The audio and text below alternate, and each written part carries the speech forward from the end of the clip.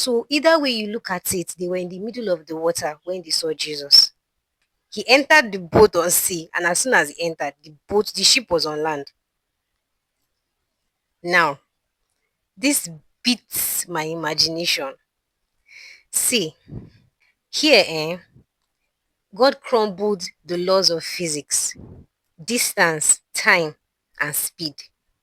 Distance, the presence of Jesus in the boat swallowed the remaining distance that they had to cover. This is a testimony to God's greatness in ability. Time, the presence of Jesus swallowed the remaining time they had to cover. This is a testament to the greatness of God in ability. Speed, the presence of Jesus superseded the normal speed of the ship. This is a testimony to the greatness of God in ability. You know, the fastest thing is light. The speed of light is about 300 million meters per second. And you know, John describes Jesus as the true light. Jesus also said he's the light of the world. So, with this superhuman speed that Jesus has, being the true light, being the light of the world, he took the ship from the midst of the sea to land. Immediately he entered it. That's amazing. Now, let's look at another scenario that establishes the greatness of God in ability. Now, Elisha had something synonymous to like a school of prophets when he was alive. He had prophets that were with him, you know, and he was like their leader. Now, they told him that the place where they were staying had become very, very small and could not accommodate them properly. So they wanted to move to another place and they asked him to please come with them, and he agreed. So they went somewhere. One of them had borrowed an axe, and while he was using it, it fell into the water. Let's read it for details. 2 Kings 6, 1 to 6. And the sons of the prophet said unto Elisha, Behold now, the place where we dwell with thee is too straight for us, it's too narrow, it's too small. Let us go, we pray thee, unto Jordan, and take thence every man a beam. A beam is like a huge piece of wood. Let us make a place there where we may dwell. And he answered, Go ye. And one said, Be content, I pray thee, and go with thy servants. And he answered, I will go. So he went with them. And when they came to Jordan, they cut down wood. But as one was felling a beam, he was cutting a tree down. So they were trying to cut wood that they will use to make a place where they could stay. But as one was felling a beam, the axe head fell into the water, and he cried and said, Alas, that's at last, master, for it was borrowed. 6. And the man of God, Elisha, said, Where fell it? Where did it fall? And he showed him the place. And Elisha cut down a stick and threw it into the water, and the iron did swim. This is the amazing part. Therefore said he, Take it up to thee, like that's like pick it up. And he put out his hand as the servant that borrowed it and took it. Now, according to the law of gravity, what is supposed to sink? What is supposed to float? Is iron supposed to sink or float? Is wood supposed to sink or float? According to common sense, logic, gravity, the laws of physics, and everything which is natural, wood floats on water, it does not sink. Iron sinks, it does not float. But in this instance, the power of God crumbled the laws of physics here, and the wood sank while the iron, which had fallen into the water, floated, and the servant was able to pick it up. Amazing. This is another testifier to the greatness of God in ability.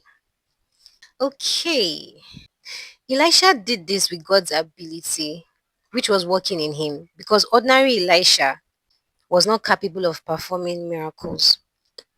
Now, let's look at something that God said in Isaiah 43:2. He said, When you pass through the waters, I will be with you. When you pass through the rivers, they will not overflow you, that you will not drown in it.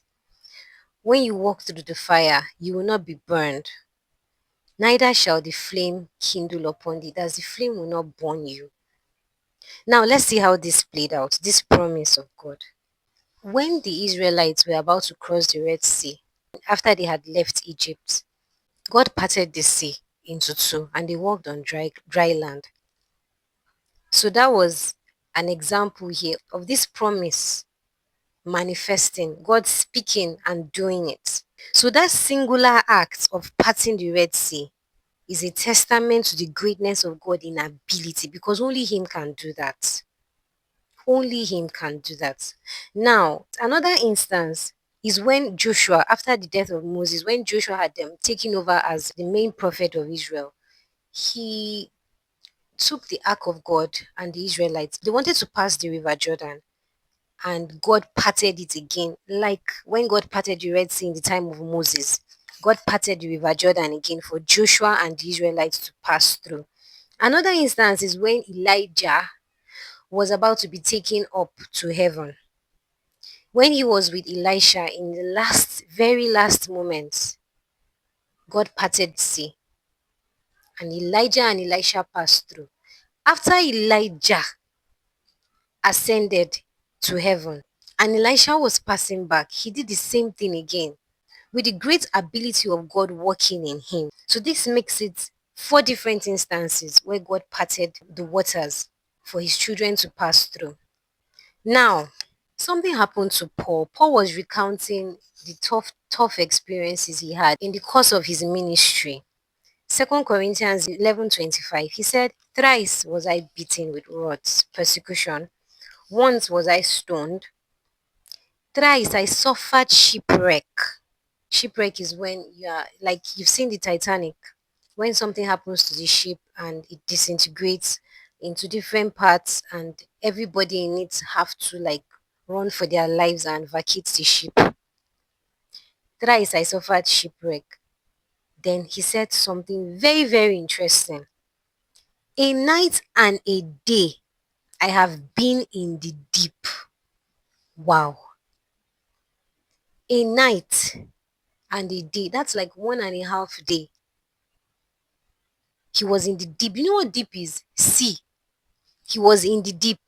So he was inside the water for, let's say, approximately 24 plus 12, 36 hours. And he did not die. He's not an amphibian, but he survived. Ability. Greatness of God in ability. An ordinary person would not have done this. There are some people who, if something happens and they get thrown into the sea, they quickly get drowned and that's it. Now, this person spent 36 hours inside the water and he did not die.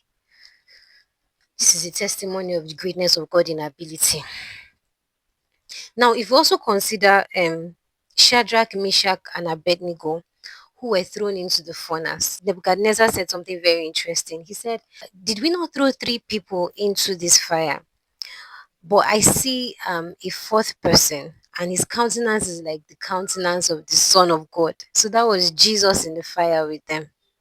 So that promise in Isaiah 43:2, that when you walk through the fire, it will not burn you. It played out here. Another testament of the greatness of God in ability. So we've established that God is great, looking at his ability. Now let's look at intelligence, his wisdom.